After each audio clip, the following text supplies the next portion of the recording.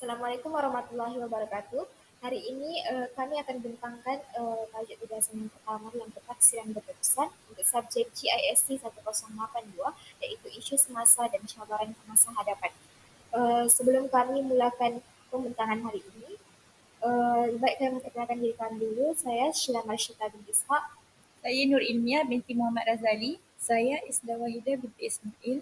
Dan kami semua daripada unit pendidikan awal kanak-kanak 1 UPI SMP Ambilan Jun 2020. Jadi tugasan kami di dalam kumpulan kami dikehendaki untuk memilih satu artikel yang diterbitkan sama ada dalam jurnal, majalah atau surat khabar mengenai salah satu tajuk yang berikut. Jadi kumpulan kami memilih untuk ambil tajuk A iaitu impak kemerosotan ekonomi dunia terhadap Malaysia. Melalui artikel tersebut kami dikehendaki untuk membaca, menilai dan memberi pendapat mengenai artikel tersebut. Okay, baiklah, inilah artikel yang telah kami pilih, artikel yang diterbitkan dalam jurnal. Ada terdapat dua artikel yang telah kami pilih. Yang pertama ini merupakan jurnalnya iaitu International Journal of Interdisciplinary and Strategic Studies Volume 2 nomor 2 May 2021 dan dia punya artikelnya ya implikasi pandemik COVID-19 terhadap ekonomi global dan ekonomi Malaysia, implication of COVID-19 pandemic on global economy and Malaysian ekonomi. Itu untuk artikel pertama. Dan artikel yang kedua ialah krisis ekonomi Malaysia, punca implikasi dan langkah penyelesaian. Okey, baiklah. Kita pergi kepada maksud kemelesetan ekonomi. Apakah kemelesetan ekonomi? Kemelesetan ekonomi boleh diiktirafkan sebagai penurunan ketara dalam aktiviti ekonomi yang berturutan sehingga beberapa bulan lamanya. Dalam bahasa ekonominya adalah penurunan dalam keluaran dalam negara kasar KDNK, sesebuah negara atau pertumbuhan ekonomi sebenar yang negatif untuk 2 atau lebih bulan secara berturut-turut dalam setahun. Kemelesetan ekonomi juga bermaksud penurunan aktiviti-aktiviti ekonomi dan negara dan seluruh dunia yang disebabkan oleh pelbagai faktor iaitu inflasi, keuangan dan kadar faedah. Secara kesenyap, kemelesetan ekonomi ini wujud dalam satu masa dengan kejatuhan yang berterusan dalam jumlah keluaran negara dan peningkatan terhadap penggunaan. Jika dilihat dalam sejarah ekonomi dunia, kemelesetan ekonomi mula berlaku sejak tahun 1930-an lagi. Baiklah, ini merupakan artikel pertama yang kami akan bahaskan dan beri pendapat tentang artikel tersebut yang bertajuk implikasi pandemik COVID-19 terhadap ekonomi global dan ekonomi Malaysia. Baiklah, ini merupakan potongan artikel yang kami pilih yaitu implikasi pandemik COVID-19 terhadap ekonomi global. Yang melalui artikel yang kami pampangkan di sini, dilihat bahwa pandemik COVID-19 merupakan sebuah krisis berskala global yang sangat besar memberi impak kepada seluruh dunia, terutama ekonomi sesebuah negara. Maksudnya pandemik COVID-19 ini dia memberi kesan bukan sahaja kepada satu negara, tapi juga kepada negara-negara yang lain. Dan ini memberi impak kepada kemelesetan ekonomi dunia terhadap Malaysia disebabkan mengurangkan aktiviti ekonomi dijalankan seperti aktiviti jual beli antara sebuah negara dengan negara yang lain yaitu aktiviti ekspor dan impor. Bermaksud kita tidak dapat menjalankan sebarang aktiviti perniagaan disebabkan pandemik COVID-19 yang melanda ini. Dan hal ini juga menyebabkan perbelanjaan pengguna semakin berkurang dan memberi kesan dalam perniagaan sebuah negara seperti Malaysia tidak dapat menjalankan aktiviti ekspor untuk menjualnya kepada negara lain dan begitu juga sebaliknya dengan negara luar yang lain tidak dapat menjalankan aktiviti impor barangan ke Malaysia. Kerjasama antara Malaysia dengan negara lain tidak dapat dijalankan dalam urusan jual beli yang memberi kesan kelembapan dalam perniagaan. Jadi kita boleh lihat di sini bahwa implikasi pandemik COVID-19 terhadap ekonomi global ini bukan sahaja memberi kesan kepada negara kita, tapi juga memberi kesan kepada kehidupan rakyat. Karena kesan kemelesetan ini menyebabkan pengangguran semakin meningkat dan yang menyebabkan kekurangan tenaga buruh serta harga barang naik dan menyebabkan kejatuhan nilai mata uang. Jadi ada ke ke ke pengangguran itu dia akan semakin meningkat sekiranya ekonomi ini dia dalam keadaan yang lembab. Sebabnya kita tidak dapat jalankan kegiatan untuk mengeluarkan barang dan perkhidmatan. Seterusnya melalui artikel pertama juga kami ada pembangkang tentang krisis hutang yaitu masalah utama dunia pasca COVID-19. Di mana melalui artikel ini Impak pemelesetan ekonomi dunia terhadap Malaysia akan menyebabkan krisis hutang berlaku disebabkan pandemik COVID-19 yang melanda, yang bermaksud disebabkan pandemik COVID-19 yang semakin meningkat ini yang berlaku di negara kita, bukan saja di negara lain, menyebabkan kita terpaksa berhutang disebabkan kegiatan ekonomi kan kurang dijalankan. Seterusnya, hal ini adalah untuk mengelakkan ekonomi sebuah negara semakin dalam keadaan yang membimbangkan dan sebuah negara terpaksa berhutang supaya aktiviti ekonomi tetap jalan. Ini juga memberi impak kepada keadaan ekonomi sebuah negara sekiranya berhutang dalam jumlah yang banyak yang akan memberi kesan kepada negara dan kehidupan rakyat. Dan pihak kerajaan di sebuah negara berhutang untuk menyelakkan perbelanjaan supaya semakin banyak disebabkan strategi utamanya adalah untuk memberi pelbagai bantuan kewangan kepada pelbagai kategori rakyat dan organisasi perniagaan supaya aktiviti ekonomi tetap dijalankan. Jadi kerajaan ini bukan sengaja untuk apa, hmm, berhutang sebab ada dia punya eh, apa sebab untuk berhutang itu kan sebab untuk membantu rakyat dalam pandemik COVID-19 ini juga. Kebanyakan sebuah negara juga tidak mampu melakukan package rangsangan ini untuk membantu ekonomi mereka disebabkan keberhutangan yang terlalu tinggi yang memberi kesan kepada kehidupan rakyat. Oleh sebab itu, pihak kerajaan sebuah negara terpaksa berhutang dengan menambah lagi hutang kepada jumlah hutang sedia ada yang masih belum dibayar yang memberi kesan kepada ekonomi negara tersebut karena beban hutang semakin. Seterusnya kita pergi kepada implikasi pandemik COVID-19 terhadap ekonomi global dalam artikel yang sama. Okey, melalui artikel ini jelaslah dapat dilihat bahawa pandemik COVID-19 ni memang memberi kesan yang besar terhadap ekonomi negara kita. Hal ini memberi impak kepada pendapatan sesebuah negara, pendapatan sesebuah isi rumah dan kadar pengangguran yang semakin lama semakin meningkat. Banyak sektor yang terpaksa ditutup atau gulung tikar disebabkan pandemik inilah. Jadi ekonomi Malaysia merangkumi kemerosotan akibat pandemik COVID-19 ini dan memberi kesan bukan sahaja kepada kehidupan rakyat tetapi juga kepada pertumbuhan ekonomi negara itu sendiri. Sebagai contoh, pihak kerajaan terpaksa melaksanakan lockdown PKP. Jadi iaitu Perintah Kawalan Pergerakan PKP ini untuk mengelakkan wabak COVID-19 ini semakin menular. Tetapi ianya memberi kesan kepada pertumbuhan ekonomi di Malaysia kerana pekerjaan dan aktiviti seharian tak dapat dilakukan, tak dapat dijalankan seperti biasa dan ada yang terpaksa berhenti kerja serta memberi kekangan dan emosi lah kepada kehidupan seseorang. Ini juga memberi kesan kepada sistem pendidikan di Malaysia kerana sekolah terpaksa ditutup bagi mengelakkan penularan COVID-19 ini, wabak ini semakin meningkat. Ini memberi impak yang begitu besar kepada seluruh rakyat tanpa mengira golongan dan juga kepada pertumbuhan ekonomi negara. Jadi dapat kita lihat kat sini, bila terpaksa gulung tikar, banyak daripada rakyat ni akan terkesan dengan tak ada pendapatan. Jadi jelaslah dapat dilihat berdasarkan keratakan artikel ini. Seterusnya kita pergi kepada faktor penurunan pertumbuhan ekonomi negara. Akibat daripada COVID-19 ni, pandemik ni, berlakunya penurunan harga minyak mentah dunia, penurunan jumlah ekspor minyak sawit, penurunan dividen kerajaan dari syarikat berkaitan, GLC dan pengurangan jumlah peratusan pendapatan dari cukai berbanding KDNK. Penurunan harga komoditi minyak gas, kelapa sawit dan pasaran saham akan menjejaskan ekonomi Malaysia, sudah pastilah. Jadi disebabkan Malaysia ni merupakan negara yang paling banyak mengeksport kelapa sawit, bila kita dah kurangkan harga komoditi apa semua tu, dia akan memberi impak. Seterusnya ini akan memberi kesan apabila harga kelapa sawit tu menurun, keuntungan negara juga akan menurun. Jadi disebabkan aktiviti mengeksport kelapa sawit tidak dapat dijalankan dan pelabur asing juga tidak dapat melabur di negara kita kerana tidak memperoleh keuntungan yang akan menjejaskan ekonomi negara seperti berdasarkan yang lockdown tadi. Jadi semua aktiviti ini tak dapat dijalankan. Secara tidak langsung, kadar pengangguran juga semakin meningkat akibat pengurangan penggunaan tenaga buruh.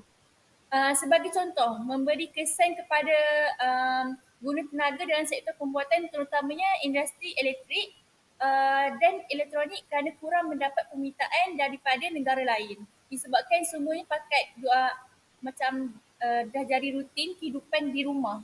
Tiada kegiatan yang seperti sebelum ni.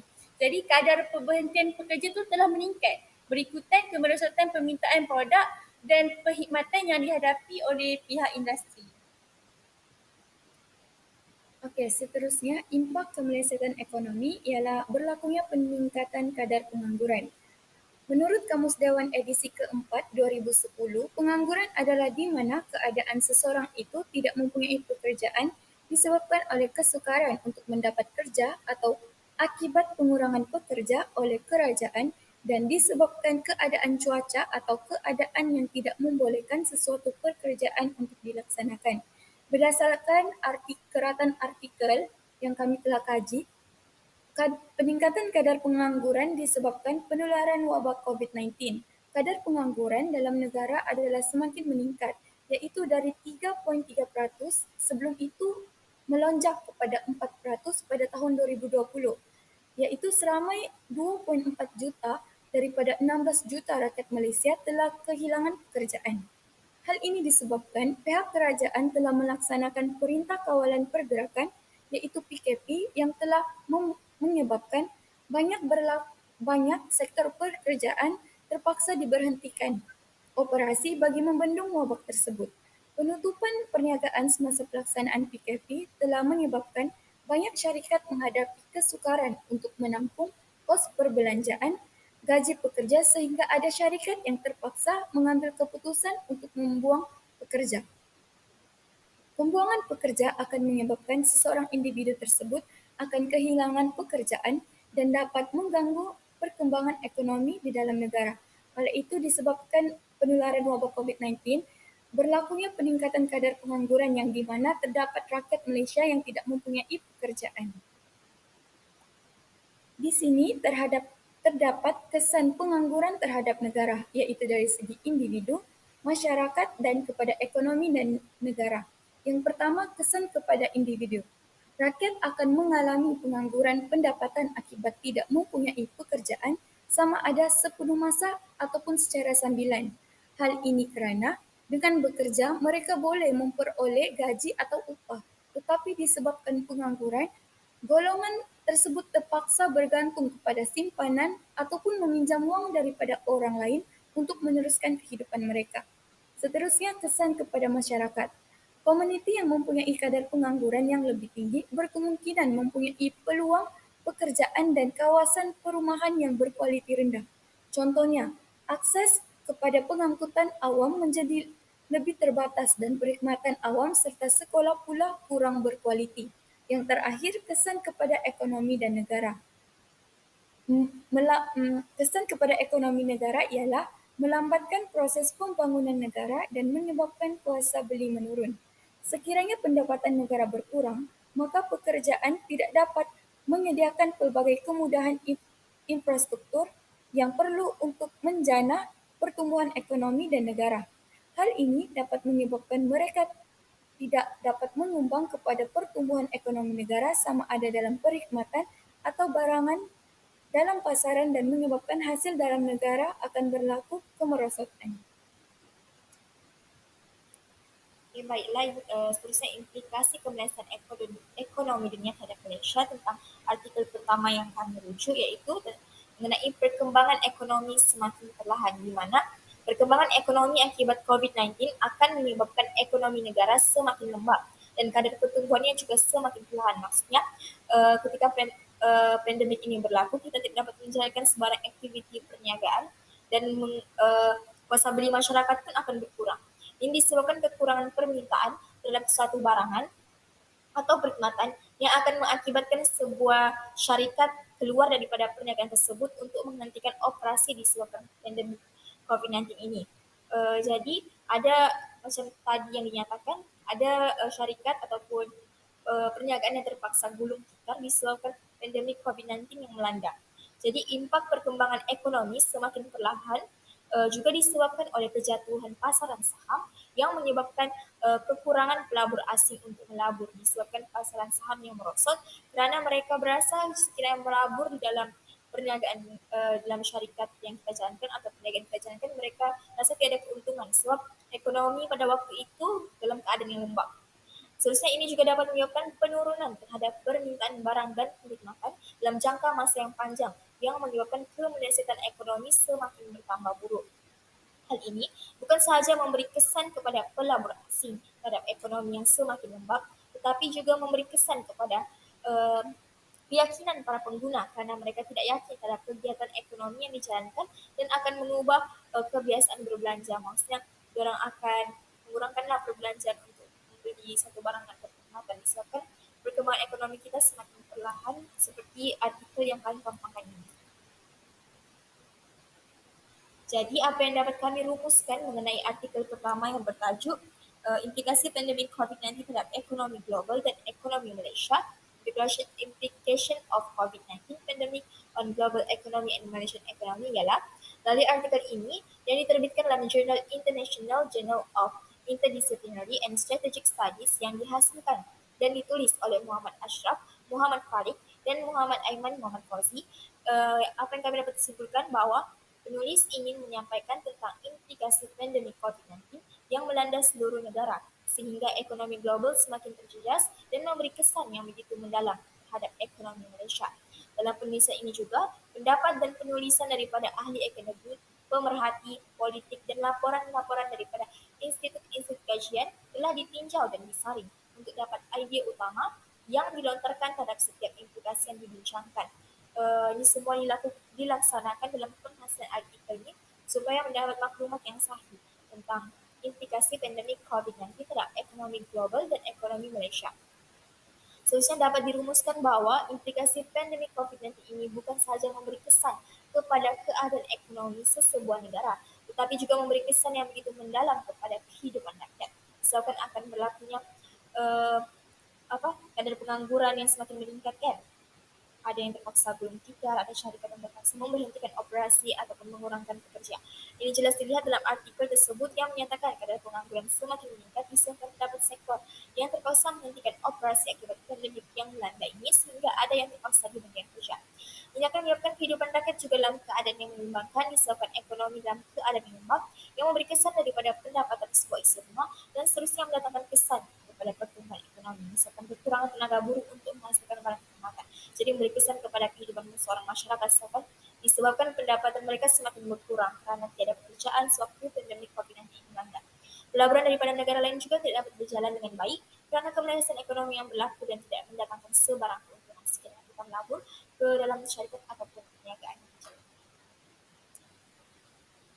Seterusnya kita beralih kepada artikel kedua iaitu tajuknya Krisis Ekonomi Malaysia, Punca Implikasi dan Langkah Penyelesaian.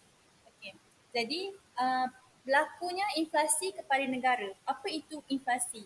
Inflasi bermaksud satu fenomena kenaikan tingkat harga barang dan perkhidmatan yang berlaku secara menyeluruh dan berterusan.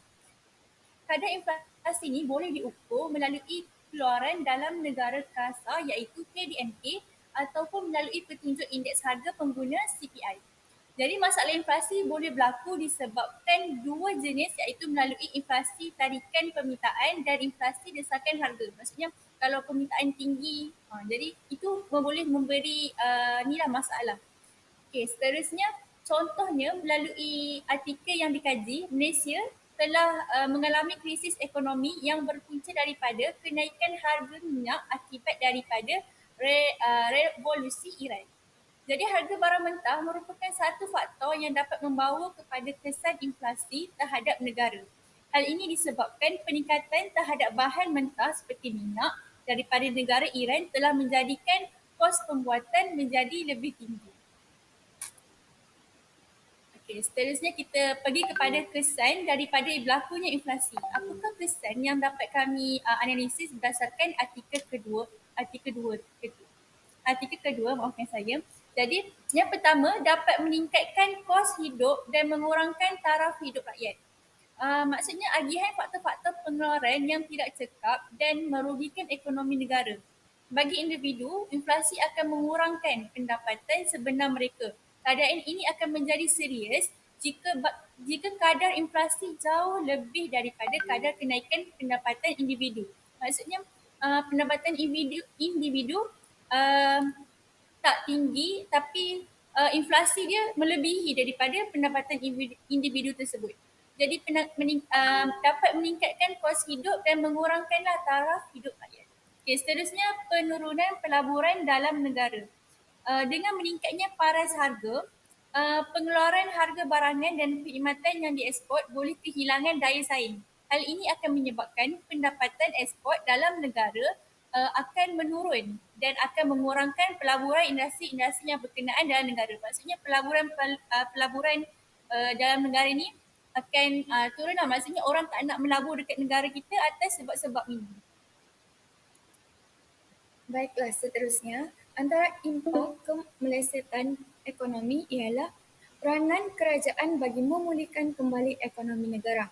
Berdasarkan keratan artikel yang telah kami paparkan, kerajaan bertindak untuk mendorong sektor swasta supaya berperanan lebih aktif melalui pelaksanaan dasar penswastaan, melonggarkan pemilikan ekuiti asing, mengurangkan kadar cukai, korporat dan sebagainya. Dari segi aspek keuangan, kerajaan juga mengambil langkah untuk berjimat cermat dan mengawal ketat perbelanjaan mengurus dan pembangunan. Peranan kerajaan juga boleh terarah untuk menyediakan infrastruktur agar sektor swasta dapat terus berkembang dengan suasana yang lebih baik.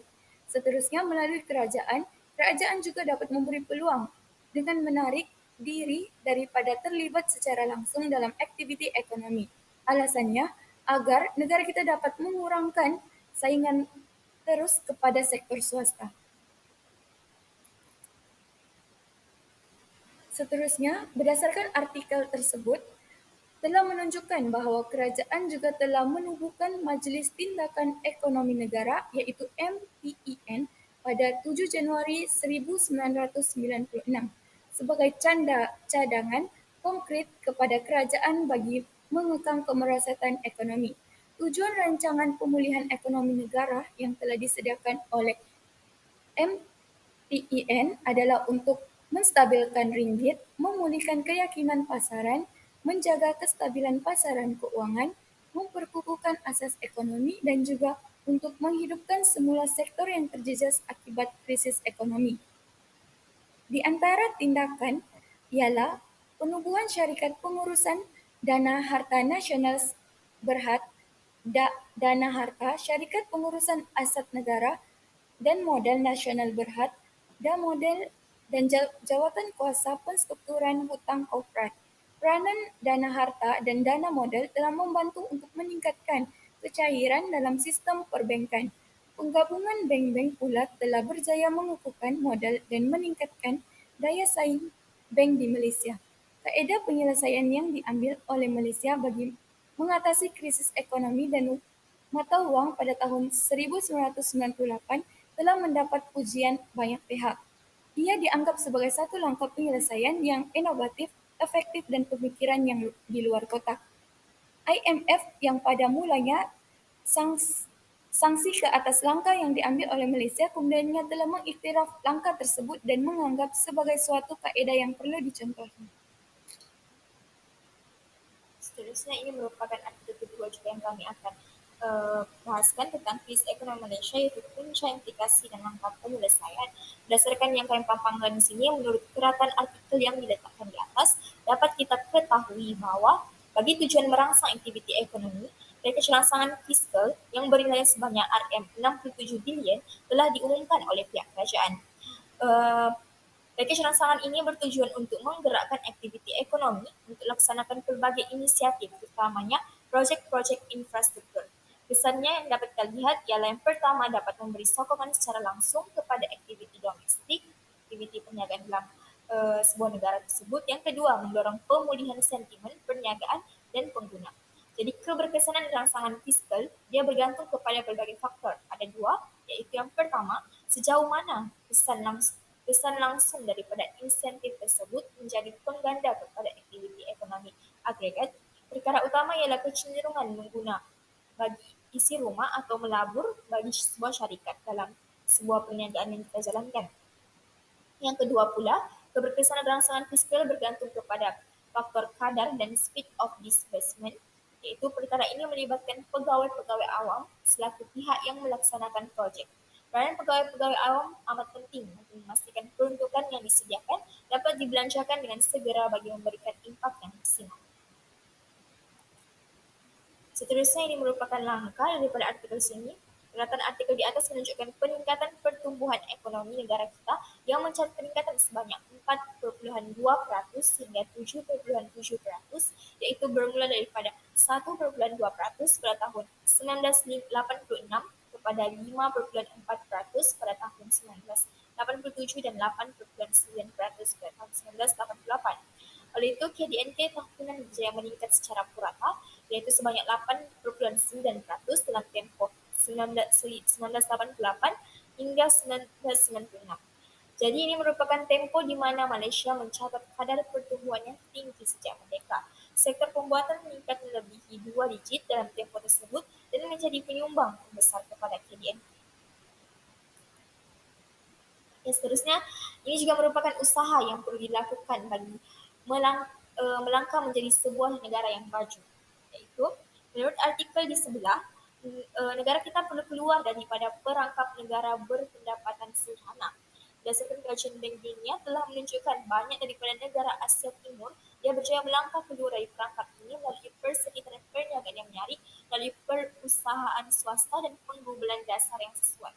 Maksud kita banyak jalankan aktiviti-aktiviti ekonomi bekerjasama dengan negara-negara lain. Contohnya negara seperti Republik Korea, Taiwan, China dan India yang telah menunjukkan kejayaan dalam industri dan perkhidmatan berdasarkan pengetahuan serta inovasi.